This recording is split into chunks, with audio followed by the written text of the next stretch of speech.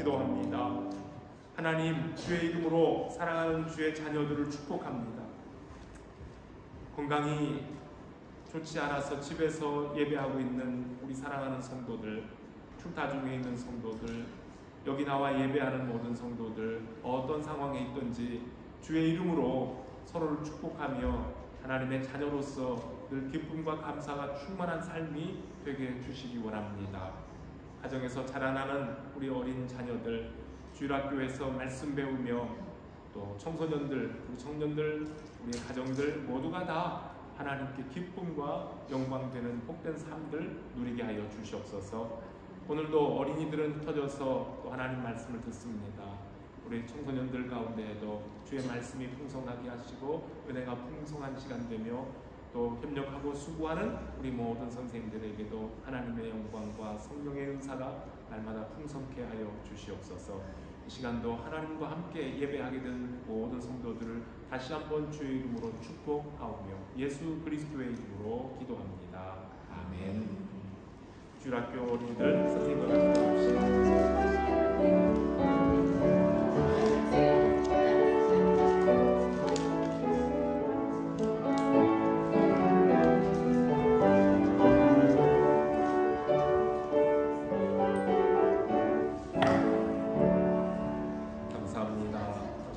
오늘의 하나님 말씀은 요한복음 12장 12절로부터 19절입니다. 요한복음 12장 12절부터 19절에 있는 말씀, 저와 여러분 한 절씩 봉독합니다. 그 이튿날에는 명절에 온 큰 무리가 예수께서 예루살렘으로 오신다는 것을 듣고 중요한 편지를 가지고 맞으러 나가 오시되 호산나 천국의 누가 주의 이름으로 오시느니 이스라엘의 왕이시여 하더라. 예수는 한 어린 나귀를 보고 타시니 이는 기록된 바 시험 따라 두려워서 말라. 보라 너의 왕이 나귀를 타고 오신다 하신 바 같더라. 제자들은 처음에 이 일을 깨닫지 못하였다가 예수께서 영광을 얻으신 후에야 이것이 예수께 대하여 기록된 것임과 사람들이 예수께 이같이 한 것임이 생각났더라. 나사로를 무덤에서 불러내어 죽은 자 가운데서 살리실 때에 함께 있던 무리가 증언하니라. 이에 무리가 예수를 맞음은 이 표적 행하심을 들었음이러라. 바리새인들이 서로 말하되 보시오라 너희 하는 일이 쓸데없다. 보라 온 세상이 그를 따르는도다 하니라. 아멘. 오늘 이 말씀을 가지고 호산나란 제목으로 함께 은혜를 나누고자 합니다. 한 번 더 기도합니다. 하나님, 저희들이 이 시간 겸손하게 주님의 말씀 앞에 머리를 숙입니다. 오늘도 주님께서 저희들에게 허락하신 이 말씀을 귀로 듣고 마음에 새기며 하나님께서 원하시고 바라시는 거룩한 성도의 삶을 힘써 살도록 은혜 주시기를 원합니다. 말씀 전하는 자와 말씀을 듣는 우리 모두에게 시간도 성령의 은혜가 충만하시기를 원하오며 예수 그리스도의 이름으로 기도합니다. 아멘. 오늘 같이 읽은 말씀은 요한복음 12장 한 부분인데요. 이 말씀의 그 바로 앞부분 11장이죠. 요한복음 11장에 보면 나사로가 무덤에 있은 지 4일이나 지난 다음에 예수님께서 나사로가 살고 있는 동네 베다니에 오셨고 예수님은 나사로의 무덤으로 가셔서 죽은 나사로를 다시 살리신 이야기가 나옵니다. 그 예수님께서 베다니에서 죽은 나사로를 살리신 그 일을 본 많은 유대인들이 예수님을 믿고 그분을 따르기 시작합니다. 물론 전에도 예수님을 믿고 예수님을 따랐지만 죽은 자가 무덤에서 걸어 나오는 것을 보면서 그들은 예수님께 더 확실한 믿음을 고백하기도 하는 겁니다. 자, 이렇게 많은 사람들이 예수, 나사렛 예수를 따른다는 소문이 들리자 마음이 조급해졌던 대제사장들과 바리새인들이 급하게 공의회를 모였어요. 산헤드린 공의회를 소집해서 나사로를 다시 살린 나사렛 예수를 어떻게든지 체포해야 되겠다 라는 모의를 하게 됩니다. 체포령이 떨어진 것을 아신 예수님은 유대인들의 그 살벌한 분위기, 예수님을 잡으려는 그들의 분위기를 피해서 잠시 제자들을 이끌고 에브라임이라는 동네로 가셨습니다. 그리고 거기에서 잠시 지내시다가 예수님이 유대인을 피하신 것이 두려움 때문에 피하신 것이 아니라 아직은 하나님의 때가, 예수님의 때가 아니라는 것을 우리는 알지요, 성경을 통해서. 그래서 예수님은 일단은 자리를 피하시게 되는 겁니다. 그리고 오늘 읽었던 성경 말씀 내용처럼 6월절이 다가와서 유대인들이 명절을 준비하려고 예루살렘으로 모여들 때에 예수님도 제자들과 함께 예루살렘 향해서 올라가는 중이십니다. 예수님의 목숨을 노리는 사람들이 있는 곳으로 다시 들어간다는 것은 너무나 위험하다는 것을 예수님도 아세요. 그럼에도 불구하고 예수님은 그런 거 상관하지 않고 예루살렘을 향해 올라가십니다.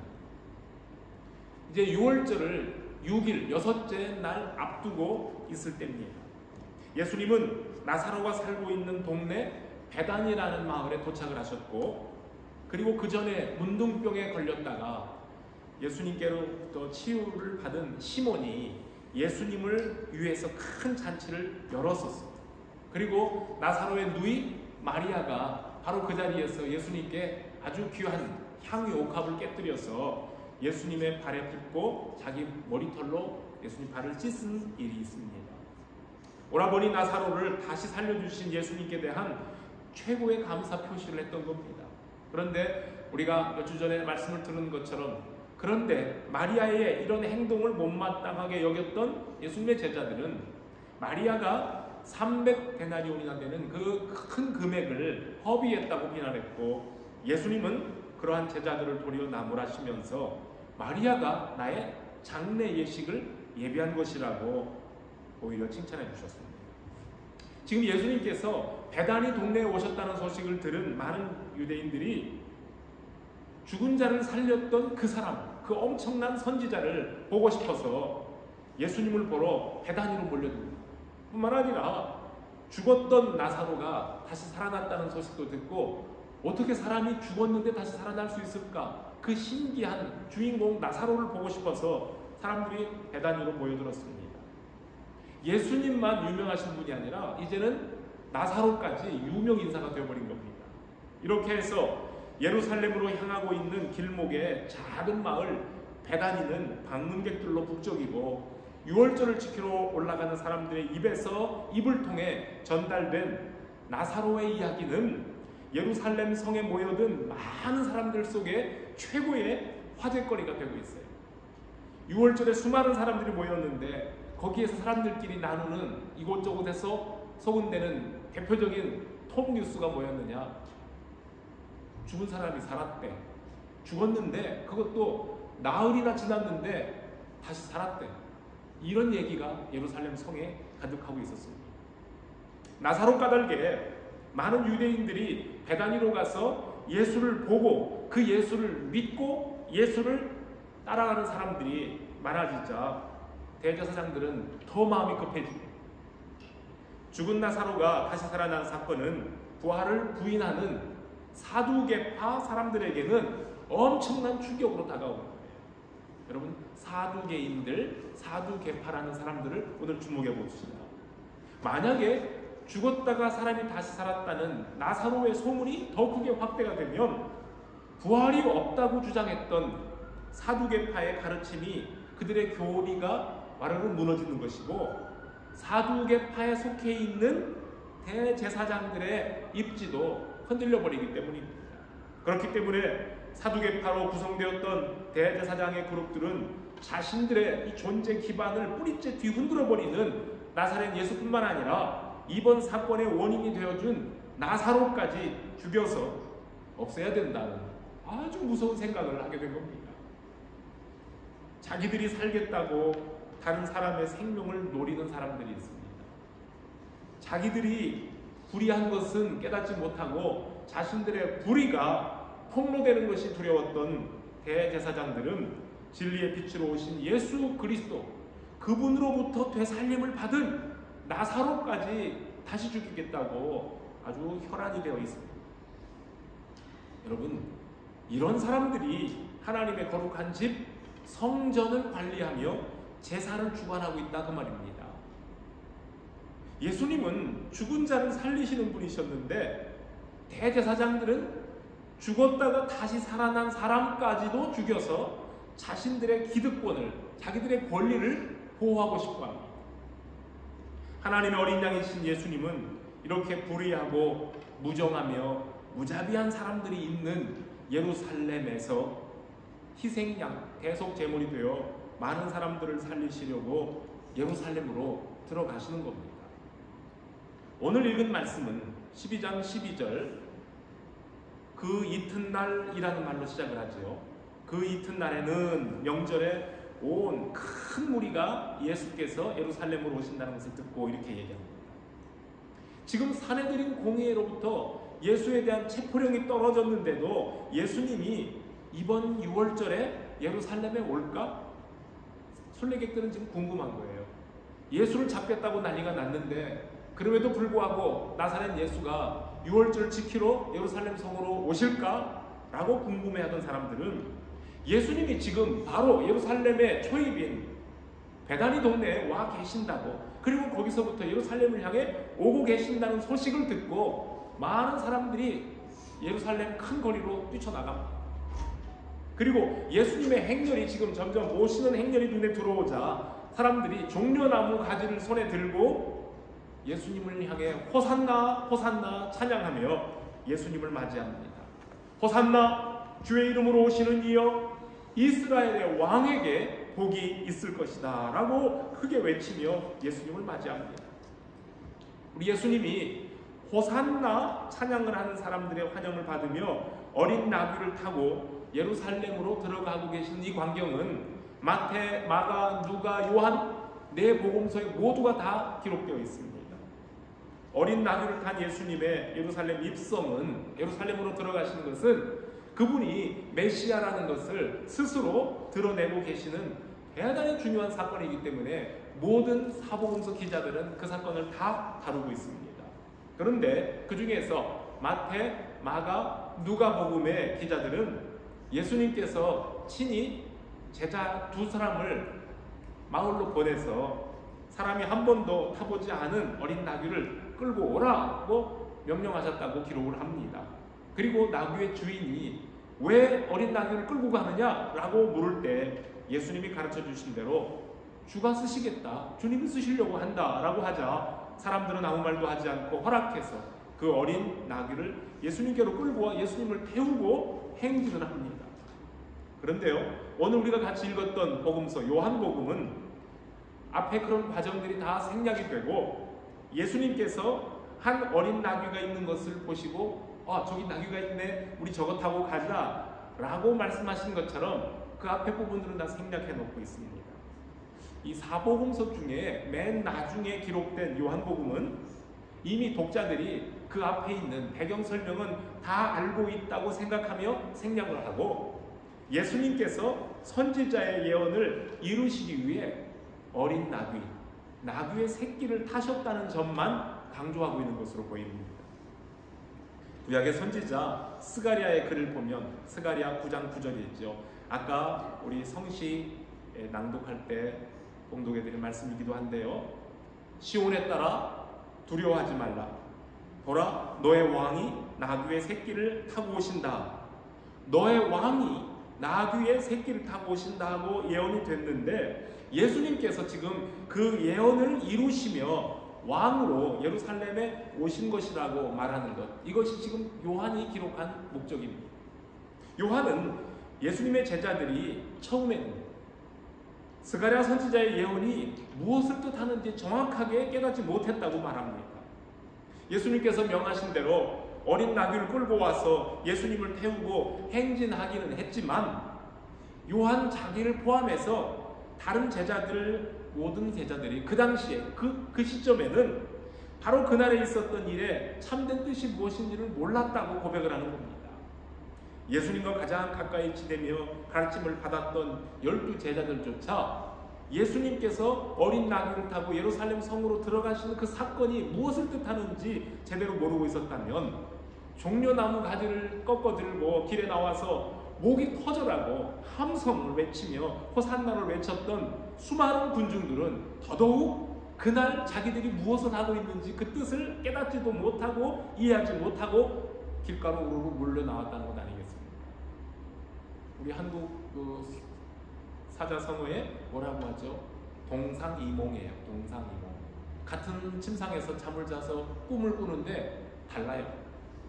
마치 자기 자신들이 킹메이커나 되는 것처럼 지금 신이 나서 왕의 행차를 주관하고 있는 제자들도 그랬지만 호산나를 외치며 예수님을 맞이하는 그 군중들의 마음속에 가진 기대와 소망은 그날의 주인공이신 예수님, 지금 선지자의 예언을 이루시며 어린 나귀를 타고 성으로 들어오시는 예수님의 생각과는 전혀 다른 상황에서 환영하고 있는 거예요. 여러분, 뭔가 열심은 있는데, 참 열심히 일하는데 목표하는 방향이 하나님의 뜻과 주님의 뜻과 전혀 다를 때가 있습니다. 일은 정말 열심으로 하는데 하나님이 원하시는 바와 전혀 다른 그냥 내 열심으로만 그칠 때가 있어요. 열심히 일하는 것으로 그치면, 아니 열심히라도 일했으면 그나마 다행인데요, 내가 열심히 일했는데, 내가 이만큼 수고했는데 나의 욕심과 내가 원하는 뜻대로 일이 되지 않으면 그렇게 열심히 내었던 열정이 갑자기 누군가를 향한 분노와 비난으로 변질되어 버릴 때도 있습니다. 오늘 여기 말씀 보세요. 예수님을 맞으러 길가로 나왔던 군중들 중에 그러한 사람들이 너무 많았어요. 군중들의 열기, 예수님을 환영하는 호산나 하는 열기가 얼마나 뜨거웠으면 원래는 예수님을 체포하려 했던 바리새인들이 자기들끼리 하는 말이 뭐였어요? 봐라, 우리들이 쓸데없는 짓 하고 있다. 우리는 저 나사렛 예수 잡으려고 하는데 우리가 지금 하고 있는 일이 다 아무 소용없다. 세상 모든 사람들이 저 사람을 따르고 있지 않느냐라고 말할 정도로 예루살렘에 모인 백성들의 마음이 예수님께로 향하고 있다는 것을 알고 지금 마음이 심히 두려웠던 사람들입니다. 만약에 오늘날처럼 어떤 그 리더들의 지지도 여론조사를 했다면 압도적으로 지지율이 저 최고로 올라와 있을 지금 그 상황이라 감히 예수님께 손을 못 대는 겁니다. 그런데 죽은 나사로를 살리신 나사렛 예수가 이스라엘을 로마 제국으로부터 해방시켜줄 메시아인 줄로 알고 종려나무 가지를 들고 달려나가서 뜨겁게 환영했는데 시간이 지나고 보니 알고 보니 자기들이 기대했던 그런 분이 아니라는 거예요. 나사렛 예수가 백성들의 간절한 기대와 소망을 따라서 자기들의 소원을 속 시원하게 해결해 줄 슈퍼맨인 줄 알았는데 이스라엘 민족의 해방을 위해서 아무런 행동도 취하지 않는 겁니다. 자기를 체포하러 온 대제사장의 군병들에게 저항도 하지 않고 그냥 맥없이 당하는 나약한 사람인 것을 보고 그 군중들의 마음이 즉시로 바뀌어서 나중에 십자가에 못 박으라, 저 사람을 십자가에 못 박아버려라 라고 외치는 폭도로 변해버립니다. 달면 꿀떡 삼키고 쓰면 뱉어버리는, 이게 무지몽매한 군중들에 불과했습니다. 역사가 요세푸스의 말에 의하면 보통 6월절에 예루살렘을 찾는 순례객들의 숫자가 무려 270만 명 정도였대요. 여러분, 옛날 그 시대에 한 도성에 270만 명의 순례객들이 모였다면 엄청난 겁니다. 대단한 인파입니다. 지금 오늘날도 예루살렘의 큰 거리와 시장 골목이나 또는 각종 기념 예배당 건물이나 무너진 성전 서쪽 벽에 있는 이 통곡의 벽 주변 광장에 가보면은 세계 각국에서 모여든 순례객들로 북적북적합니다. 지금은 코로나 때문에 여행들이 통제되어 이전보다는 덜하지만 그래도 지금 부활절 기간입니다. 부활절을 앞두고 평소보다 더 많은 인파들이 세계 곳곳에서 순례하기로 지금 모여들고 있을 겁니다. 여러분, 270만 명 순례객들이 다 길거리로 나와서 예수님을 왕으로 환영하는 것은 아니었겠지만 어쨌든 많은 사람들이 손에 종려나무 가지를 들고 성전으로 향한 길목에서 호산나를 외치며 환호했던 거예요. 그래서 대제사장들과 바리새인들이 그 군중들의 열기를 보면서 소름이 끼치는 두려움을 느껴, 큰일 났다, 이거 큰일 났다라고 느꼈을 겁니다. 왜 그 사람들이 두려움을 느꼈겠습니까? 어떤 두려움을 느꼈습니까? 성경을 잘 생각해 보세요. 혹시라도 예수님이 나사렛 예수가 어린 나귀를 타고 군중들의 환호를 받으며 예루살렘으로 들어가서 사람들과 함께 뭔가를 꾸미면 폭동이 발생할 수 있어요. 폭동이 발생해서 로마 군대가 투입되어 그들을 무력으로 진압하면 그 해의 6월절 잔치는 끝나는 거예요. 6월절은 망치는 것은 물론이고 만약에라도 예루살렘 성전이 로마 군대 때문에 폐쇄가 되기라도 한다면 성전 제사가 중단이 될 수도 있어요. 그렇게 되면 로마 황제의 허락으로 그나마 성전의 관리와 치안을 주관해왔던 대제사장들과 사두개인들이 가지고 있는 정치적, 종교적 자치권을 잃게 될 거라 생각되니까 이 사람들이 그것 때문에 벌벌벌 떠는 거예요. 만약에 폭동이 일어나면 우리는 모든 걸 다 뺏긴다. 유대인의 큰 명절에 사람들이 예루살렘으로 모이면 종종 이스라엘의 독립을 요구하는 정치적인 폭동이 일어나곤 했기 때문에 6월절을 앞두고 그날도 로마 총독 빌라도가 군대를 이끌고 예루살렘 성에 머물며 만일의 사태에 대비하여 지금 비상 경계 근무를 하고 있는 중입니다. 그런데 혹시라도 호산나 외치며 열광하고 있는 그 군중들의 지지를 받은 나사렛 예수가 우쭐해가지고 이제부터 내가 이스라엘의 왕이다 라고 선언하고 군중들을 선동하여 로마 군대와 맞서게 된다면 그 성에서 어떤 불상사가 벌어질지는 불보듯 뻔한 일입니다. 그들은 나사렛 예수를 선동가로 지금 오해하고 있는 겁니다. 그러나 우리 예수님은 자기를 환영하는 군중들의 마음을 훔쳐서 권력이나 얻어보려고 했던 세속적인 정치인이 아니었습니다. 비록 종려나무 가지를 꺾어들고 호산나 외치는 그 백성들의 바람이 당신의 뜻과는 같지 않았지만 선지자를 통해 예고하신 하나님의 뜻을 이루시며 이스라엘을 구원하시는 왕으로 당당하게 예루살렘 성으로 들어가고 계십니다. 그리고 그 우매한 백성들의 죄를 한 몸에 지고 죄 없는 죄인이 되어 십자가에 달리심으로 세상의 모든 죄인들이 죄로부터 해방되어 영원한 생명을 얻는 생명의 길을 열어주셨습니다. 복음서를 기록한 요한은 12제자들 역시 이 군중들보다 더 나은 이해와 믿음을 가진 사람들이 아니었다고 솔직하게 고백하고 있어요. 그들도 12제자들도 그때에는 몰랐었어요.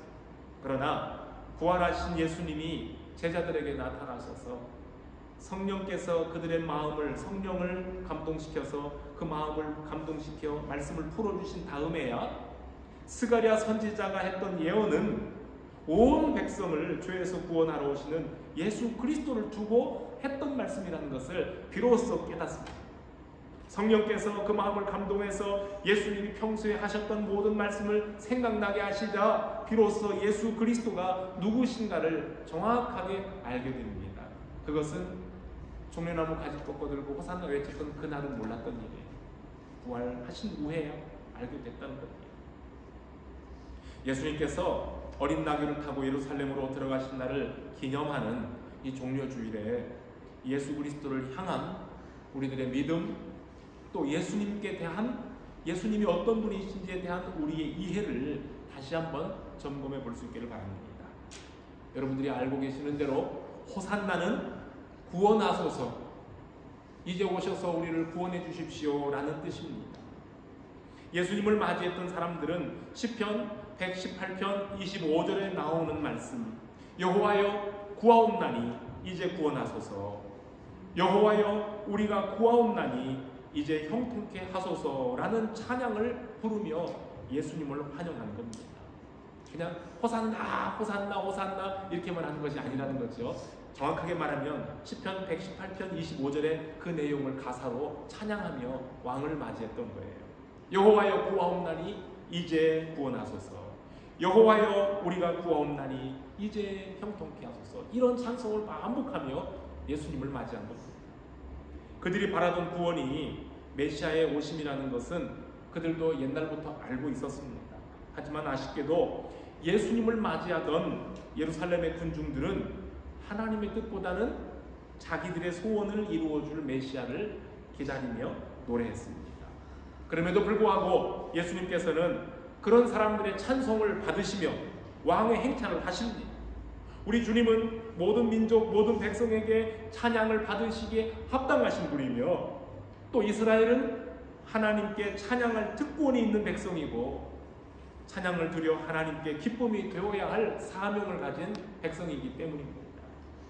어린아이들까지 길에 나와서 주의 이름으로 오시는 이여 하늘에는 평화요 가장 높은 곳에서는 영광이로다 하며 큰 소리로 애들까지 찬양하자 같이 있던 어떤 바리새인이 예수님께 항의를 하는 거예요. 예수님께 컴플레인 하는 거죠. 선생님, 저 사람들이 부르는 찬송 좀 못하게 하십시오. 저 사람들이 입 좀 막으라 하십시오. 지금 저 사람들이 부르는 찬송은 당신과 같은 사람이 아니라 우리를 구원하러 오신 그 메시아에게만 합당한 찬송이니 당신이 감히 그 영광 빼앗지 말고 사람들을 진정시키시오 라고 예수님께 지금 항의를 하는 겁니다. 그 말을 들은 예수님께서 뭐라고 하셨어요? 만일 이 사람들이 잠잠하면 돌들이 소리를 지르리라. 만일 여기 있는 사람들이 나를 향해 찬송하지 아니하면 길가에 돌들이 찬송할 것이다 라는 말씀을 하신 겁니다. 바리새인들은 아니요, 당신은 이 찬송 들을 자격이 없어 라고 항의했지만 백성들의 찬송 소리가 구절구절 구원자 예수 그리스도를 향한 올바른 고백이었기 때문에 예수님은 그들이 나를 향해 찬송하는 것이 옳다라고 인정을 하시는 겁니다. 호산나 찬양의 참된 뜻이 우리 더럼 한인교회 성도들의 마음과 입에서도 기쁨으로 표현될 수 있기 바랍니다. 나의 마음에 나를 구원하러 오신 예수 그리스도를 왕으로 주인으로 환영하는 그 기쁨이 가득하다면 오늘 우리가 부른 호산나 찬송은 우리 마음속에서 기쁨의 찬양, 아름다운 찬송이 될 겁니다. 오늘 종료주일이기 때문에 찬송가 선택할 때에 호산나 찬송을 불렀는데 참 호산나 오늘 많이 했죠. 오늘요. 우리 사업 형제 성공할 때도 호산나, 앞에도 호산나, 뒤에도 호산나, 설교 끝나고도 또 호산나예요. 우리 같이 호산나 찬송을 이렇게 많이 부르는데 이 찬송의 의미가 무엇인지를 우리가 한번 깊이 새기는 시간이 되어야 되겠습니다. 여러분, 예수 그리스도를 내 입맛에 맞는, 내 기호에 맞는 왕으로 보시는 것이 아니라 왕이신 예수께서 저와 여러분들의 삶 속으로 들어오셔서 주인이 되어주시고 주의 세력으로부터 나를 건져내 주시기를 바라는 마음으로, 그 깊은 믿음의 마음으로 호산나 찬양을 하시기를 바랍니다. 우리가 부르는 모든 찬송의 찬양의 목표는, 목적은 언제나 하나님께 영광이고 하나님께 기쁨입니다. 겸손한 왕, 어린 나귀를 타신 평화의 왕이 여러분 각 개인과 여러분들의 가정의 주인 되시도록 기쁨으로 모셔드리기 바랍니다. 겸손한 왕의 다스림을 받는 백성은 겸손한 왕이신 것처럼 백성들도 겸손한 주님의 자녀들입니다. 자신을 죽기까지 낮추신 예수 그리스도의 마음을 본받고 그분의 삶을 본받아서 예수 그리스도 안에서 순종하는 하나님의 백성으로 늘 살아가시길 바랍니다. 여기에 진정 호산나 찬양의 뜻이 있습니다. 어린 나귀를 타고 들어오시는 겸손한 왕, 세상에 진정한 평화를 주시기 위해서 낮아져 오시는 왕처럼 우리들에게도 나라와 국민을 진정으로 사랑하고 아껴줄 수 있는 겸손한 지도자, 자신을 희생해서 민족을 살리고 영혼을 구하며 세상을 새롭게 하는 일에 앞장을 서는 정말 선한 정치인들, 그리고 존경받는 지도자들이 우리나라 대한민국 사회 곳곳뿐만 아니라 우리가 몸담고 살고 있는 이 영국 땅, 그리고 세계 각 나라에 이렇게 겸손하고 평화로운 지도자들이 많이 일어나기를 늘 우리가 기도해야 되겠습니다. 세계 각곳에서 교회들이 오늘을 종료주일로 지키고 고난의 십자가를 지신 예수님을 묵상하고 있습니다. 그래서 오늘 세계 각곳에서 예배드리는 많은 행사와 예배들이 진행이 될 건데요. 우리 사람들이 그저 습관에 따라서 형식에 치우친 행사나 예배로 그치지 않고 우리 주님께서 오늘 보여주신 그 사랑과 희생과 겸손의 열매가 우리 모든 기독교인들의 삶에서 나타나고 뿐만 아니라 주를 알지 못하는 불신자들에게까지도 이 복음이 증거될 수 있기를 바랍니다. 지금도 고난당하는 세상에 많은 이들이 있습니다. 전쟁으로 고통을 받는 우크라이나의 국민들 우리가 생각합니다. 그리고 이모저모 어려운 일들 때문에 사랑하는 가족을 잃고 슬픔에 잠긴 이웃들도 있습니다. 우리 주변에는 오랜 질병으로 몸도 마음도 지쳐있는 많은 고생을 하고 있는 분들도 있습니다. 그리고 경제적인 어려움 때문에 힘들어하는 분들도 있고요. 너무 무기력해서 아무것도 할 수 없는 상황이라 아무것도 할 수 없는 그런 연약한 처지에서 살아가고 있는 이 세상의 모든 약한 자들에게 오늘도 예수 그리스도의 승리의 소식 호산나의 은혜가 풍성하게 임하기를 기도합시다. 그래서 오늘 종려주일이고요. 한 주간 고난주간 주님의 고난 받으심을 깊이 묵상합니다. 그래서 정말 내가 죽고 내 안에서 다시 사신 예수 그리스도로 인하여 진정한 부활의 기쁨과 소망을 찬송하는 다음 주 부활절 주일 아침이 될 수 있기를 주님의 이름으로 축복합니다. 같이 기도하겠습니다. 하나님 아버지 감사합니다. 주님께서 진정한 이스라엘의 왕, 만왕의 왕으로 어린 나귀를 타고 예루살렘으로 들어가신 날 스가랴 선지자가 예언했던 그 예언을 온몸으로 이루고 들어가신 그날 종려주일을 저희들이 예배하며 온 성도들이 한 마음으로 호산나 찬양을 합니다. 하나님께서 예수 그리스도를 이 땅에 보내주셔서 우리의 구원자가 되어주심을 감사합니다. 이제 다시 오실 예수 그리스도를 우리들이 마음으로 기도하며 또한 우리 삶 속에서 주님을 닮아가기로 작정합니다. 하나님 오셔서 우리를 구원해 주시기를 바랍니다. 험한 세상, 눈물 많은 세상, 고통이 많은 세상, 괴로움이 있는 세상, 어두운 세상, 그러나 참 소망은 예수 그리스도께 있음을 저희들이 믿고 주님을 기다리오니 겸손하신 왕, 평강의 왕께서 2000년 전에 예루살렘 성에 오셨던 것처럼 다시 오신 그분을 우리들이 믿음으로 기대합니다. 하나님 앞에 간구합니다. 우리 성도들 오늘 어떠한 상황 형편에 처해 있든지 주님께서 저희들을 붙잡아 주시고 위로하시고 소망을 잃지 않고 주님 나라 그 나라 백성으로 살면서 주님 다시 오시기를 소망하는 참 백성들 믿음의 자녀들로 살게 하여 주시옵소서. 예수 그리스도의 이름으로 기도합니다. 아멘.